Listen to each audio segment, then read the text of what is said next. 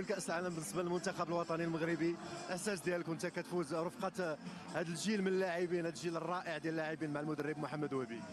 اخويا، اول حاجه بسم الله كنبغي نشكروا الله سبحانه وتعالى على هذه النعمه اللي عطانا وعلى هذا لاكوب. الحمد لله انا فرحان بزاف.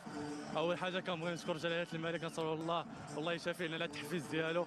ومن بعد كنشكر البريزيدون ديالنا السي فوزي القشع، الحضور ديالو هنايا كان عندنا واحد الموتيفاسيون كبيره بالنسبه لينا. وكنبغي وكنبغي كنبغي نشكر السي وهبي على هذه الخدمه الكبيره والستاف ديالو اللي سهروا علينا. والجمهور اش غنقول لكم، هو اللي كنجبنا عليكم كنتو باغينو حتى حنا كنا باغينو. الحمد لله ربي الحمد لله ما كيخيبش اللي كيخدم. وكنبغي نشكر عائلاتنا كاملين، كنبغي نشكر الجمهور، كنبغي نشكر مراتي حتى هي اللي جات. وكنبغي نقول للوالد والوالده يسمحوا لنا حيت كنت باغي نجيبهم ولكن مرض ما يقدروش يجيو في السفر. كنهدي لهم هذا الفوز هذا، والله يخليكم ليا عائلاتي، كنبغيكم بزاف، الله يسهل عليكم.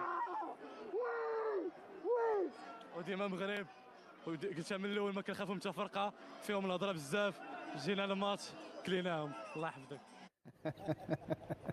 تصريح جميل للزبيري، واحد من نجوم المنتخب المغربي كما أشرت، سجل 5 أهداف. الجميع